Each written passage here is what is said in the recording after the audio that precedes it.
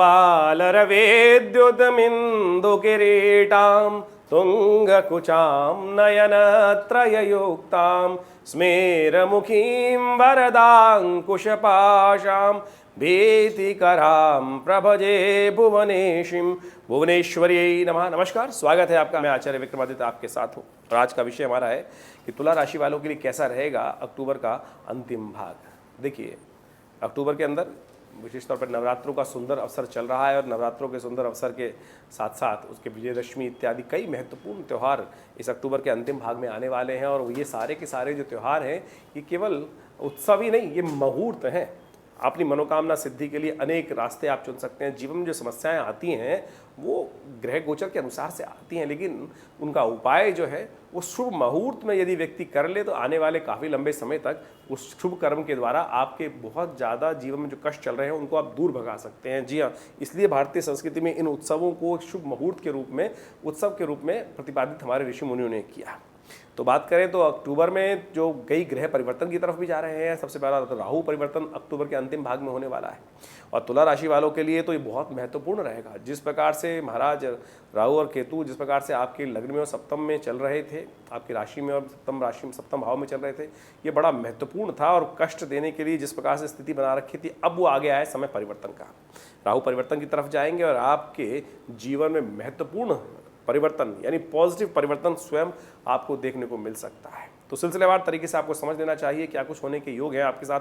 इसके साथ साथ अक्टूबर में कार्तिक का महीना भी आरंभ हो रहा है और कार्तिक के महीने की प्रतिपदा के दिन एक विचित्र प्रकार का योग बन रहा है कि तुला राशि में 7 ग्रह एक साथ एकत्र हो रहे हैं और आपकी राशि विशेष तौर पर उसकी आपकी तो लग्न राशि है ये, और इसी राशि में सूर्य, राहु, विशेष तौर पर सूर्य के साथ केतु और मंगल और चंद्रमा, एक प्रतिपदा के दिन चारों के चारों ग्रह एक साथ एकत्र होंगे। ये एकत्रीकरण 4 ग्रहों का शुभ नहीं माना जाता। कहा जाता है कि जब एक साथ कार्तिक के प्रतिपदा के दिन ये एकत्र हों कार्तिक के महीने में पहले पक्ष के अंदर, तो कहा जाता है कि उसके कारण से कई प्रकार के उठापटक के योग बनते हैं, युद्ध के योग बनते हैं, खासतौर पर अशांति के योग बनते हैं, अग्निकांड के बनते हैं और इसके कारण से पूरे विश्व में कई प्रकार की समस्याएं आने के योग दिखाई देते हैं।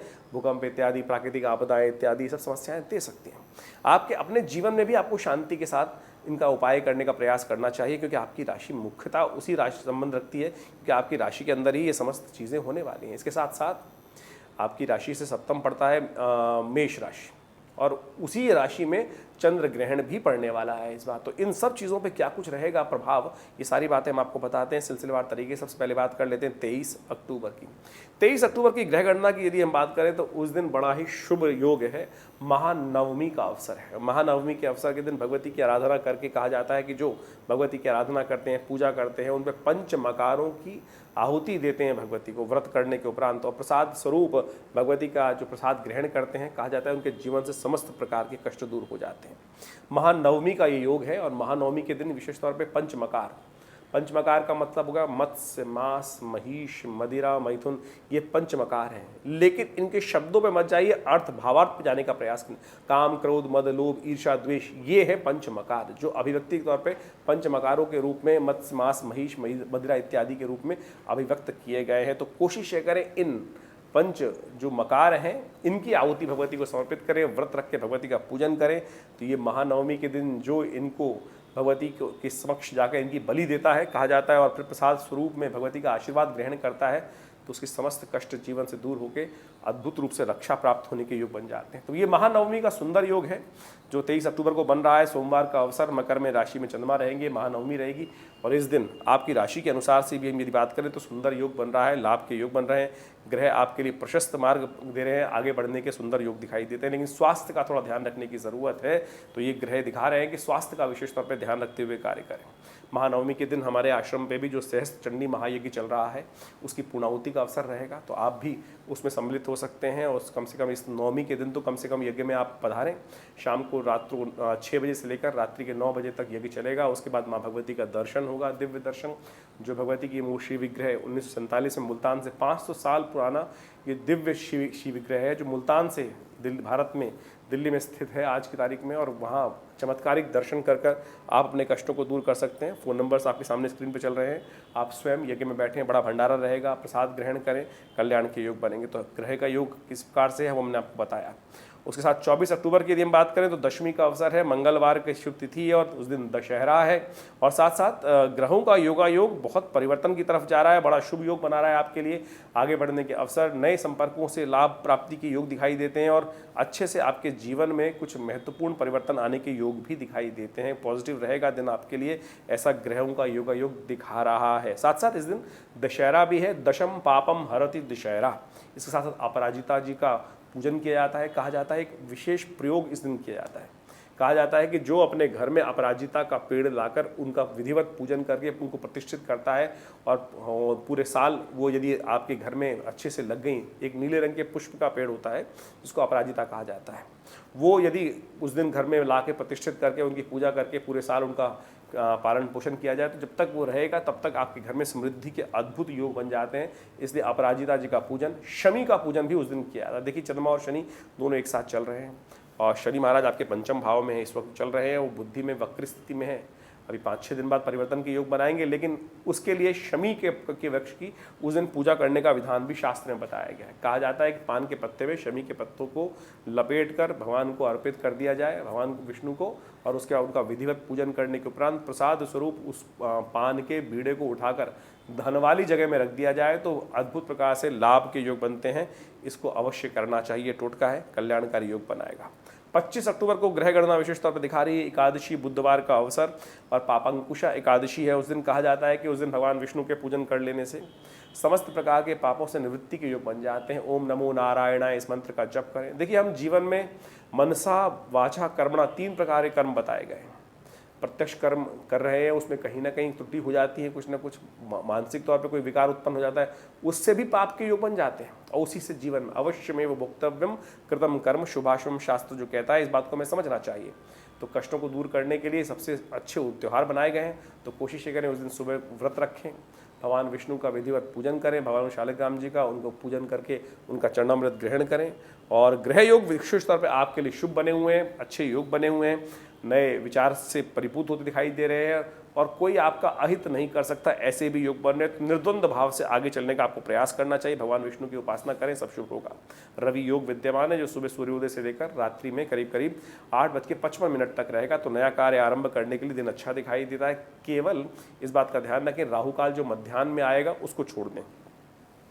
26 अक्टूबर की ग्रह गणना विशेष तौर पर दिखा रही है कि उस दिन बड़ी सुंदर तिथि है, प्रदोष का योग बन रहा है, द्वादशी और त्रयोदशी का संयोग बन गया है, गुरुवार है और ग्रह भी परिवर्तन की तरफ जा रहे हैं।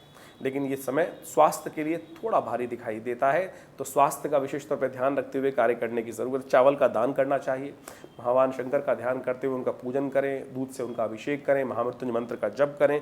ये उपाय आपके लिए करना अच्छा रहेगा, इसको करके आप कष्टों को दूर कर सकते हैं।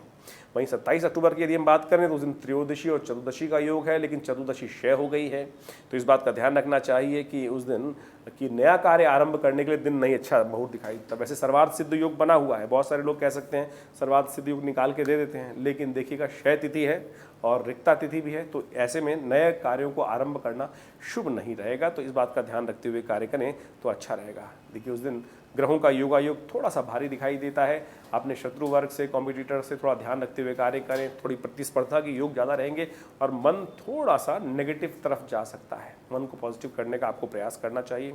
उपाय सबसे अच्छा हम बता रहे हैं, आप उस दिन शाकंभरी देवी का पूजन किया जाता है। कोशिश करें किसी भगवती दुर्गा जी के मंदिर में जाकर पालक इत्यादि भगवती को अर्पित करें। शाकंभरी जी का दर्शन बड़ा अद्भुत कहा गया है। उस दिन मेरठ इत्यादि क्षेत्र में तो बड़ा भव्य मंदिर है, उनकी सिद्ध पीठ है और वहाँ उनका दर्शन कर लेने से कहा जाता है कि समस्त प्रकार के कष्ट दूर होते हैं। शुक्रवार का अवसर पड़ रहा है तो कोशिश करें उस दिन गौशाला में जाकर पालक के पत्ते या थोड़ी सब्जी इत्यादि लेकर गाय को अर्पित करें, शाकपात, उससे भी कष्ट दूर होने के योग बनेंगे, स्वास्थ्य पर पॉजिटिव प्रभाव उत्पन्न होगा, मन प्रशस्त होगा।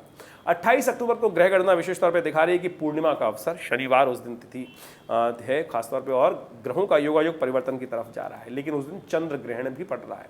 शरद पूर्णिमा की रात है या कोजागरी की रात है, तो इस बात का ध्यान रखें कि क्योंकि ग्रहण है, ग्रहण का सूतक करीब करीब शाम को 4 बजे के आसपास से आरंभ होगा, तो उस दिन जो शरद पूर्णिमा की खीर रखी जाती है वो ग्रहण के उपरांत बनेगी। जब ग्रहण समाप्त हो जाएगा रात्रि में तो उसके उपरांत ही बनेगी और फिर वो रखी जाएगी, तभी उसका पान कर सकते हैं, उसका भोग लगा सकते हैं। अन्यथा पहली बनाई हुई खीर पहले रख दी सूतक काल में तो वो विषयुक्त हो जाएगी, फिर उसमें अमृत का पान जो अंश पड़ते हैं वो नहीं पड़ेंगे, तो इस बात का ध्यान रखना चाहिए। उस दिन सत्यव्रत भी है, तो भगवान विष्णु का पूजन आनंद से करें, व्रत रखें और उनका पूजन सूतक काल से पहले पहले करने के बाद, कथा इत्यादि के श्रवण करने के बाद फिर आनंद से प्रसाद ग्रहण कर और आगे कार्य कर सकते हैं। और शाम के समय जो चंद्र ग्रहण है वो रात्रि में करीब करीब 1 बजे के आसपास से आरंभ होगा। उसके लिए ऊपर अलग से हम वीडियो बनाएंगे, तो उसको ध्यान रख के आप समझ सकते हैं क्या कुछ होने के योग हैं, कैसा रहेगा ग्रहण आपके लिए।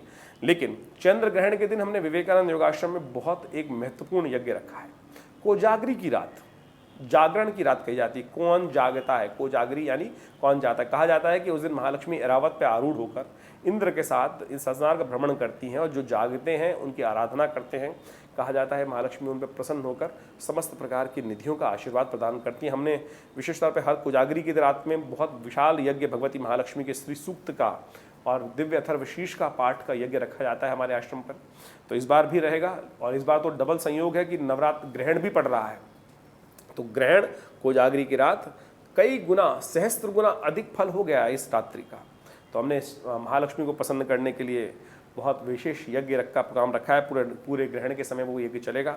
आप भी उसमें सम्मिलित हो सकते हैं और अपने नाम से भी अपने स्थान को आरक्षित करने के लिए सुंदर व्यवस्था बना सकते हैं। ग्रह योग उस दिन पॉजिटिव दिखा रहे हैं, लेकिन थोड़ा ध्यान रखने की ज़रूरत है क्योंकि ग्रहण पड़ रहा है और आपकी राशि में, मकर राशि वालों के लिए थोड़ा ग्रहण भारी हो सकता है। तो आपके लिए अच्छा ये है कि आप अपने सामर्थ्य के अनुसार से सतनाजे का दान करें। ये आपके लिए बहुत ज़रूरी है क्योंकि स्वास्थ्य के दृष्टिकोण से आने वाले समय में थोड़ी समस्या दिखाई देती है तुला राशि वालों। तो इस ग्रहण का प्रभाव जो आपके लिए है थोड़ा सा कष्टमय है, तो इसके लिए ये उपाय करें। वैसे हम अलग से बताएंगे आपके लिए ग्रहण के लिए कौन सा उपाय करना चाहिए, वो भी आप कर लीजिएगा। 29 अक्टूबर को ग्रह योग दिखाते हैं कि उस दिन कार्तिक प्रतिपदा का आरंभ हो रहा है, कार्तिक का पक्ष आरंभ हो रहा है और साथ साथ रविवार का अवसर है। उस दिन ग्रहों का योग तुला राशि वालों के लिए थोड़ा भारी है। चतुर्ग्रही योग आपकी राशि में बन गया है। केतु इत्यादि, सूर्य इत्यादि, मंगल इत्यादि, ये सारे चंद्रमा के साथ आपकी राशि में विराजमान है। तो थोड़ा सा मन में कहीं ना कहीं अंतर्द्वंद उत्पन्न हो सकता है, कष्ट दे सकता है, थोड़ा भारी पड़ सकता है। तो आपको इसका उपाय करने का प्रयास कीजिए। सबसे सुंदर है कार्तिक स्नान। कोशिश करें सूर्योदय से पहले स्नान करके भगवती महागंगा का दर्शन करें, महागंगा का जल से स्नान करके और भगवान विष्णु का पूजन करें और इससे समस्त प्रकार के कष्ट दूर होंगे। ओम नमो नारायण इस मंत्र का जप करें, कष्ट दूर होंगे। 30 अक्टूबर के लिए ग्रह गणना विशेष तौर पर दिखा रही है कि उस दिन सोमवार का अवसर, द्वितीया तिथि और राहु का परिवर्तन होने जा रहा है। ये आपके लिए बहुत महत्वपूर्ण रहेगा और ये राहु का परिवर्तन आपके 18 महीने के कष्टों को दूर कर एक नए दिनों का आरंभ कर रहा है। 18 महीनों के लिए जो राहु का परिवर्तन होगा, केतु का परिवर्तन होगा, ये आपके लिए बहुत शुभ रहने वाला है। कई प्रकार के मनोकामनाओं को पूर्ण करने के योग दे सकता है। इसके लिए अलग से एक वीडियो बनाया जाएगा। तो ये परिवर्तन आपके लिए बहुत सुंदर है। लेकिन चंद्रमा का परिवर्तन भी जो 10:31 पे हो रहा है, ये थोड़ा भारी हो सकता है। कोई नया कॉन्ट्रैक्ट, नया काम करने से पहले अच्छे से देख लीजिएगा, कहीं कोई फंसाने का काम ना कर रहा हो। आपको किसी बंधन में, आप अपने आप को थोड़ा बंधन महसूस कर सकते हैं। थोड़ा मनोमस्तिष्क में थोड़ा बंधन आपको परेशान कर सकता है। उपाय के तौर पर भगवान शिव का स्तवन, भगवान शिव के मंदिर में जाकर ओम नमः शिवाय का जप करते हुए उनका अभिषेक कर लीजिए, कष्ट दूर होंगे। 31 अक्टूबर को तृतीया तिथि है, मंगलवार का अवसर है और उस दिन भद्रा विद्यमान है। सुबह 9:56 से लेकर करीब करीब रात्रि में 9:30 बजे तक भद्रा रहेगी। तो नए कार्य को आरंभ करने से इस समय बचना चाहिए, नए प्रोजेक्ट्स को हाथ में लेने से बचना चाहिए। थोड़ा सा आप बंधा महसूस कर सकते हैं, खुले में काम करने में थोड़ी दिक्कत आती दिखाई दे रही है। मनोमस्तिष्क में कोई बंधन आपको परेशान कर सकता है। उपाय क्या किया जाए वो भी हम आपको बताते हैं।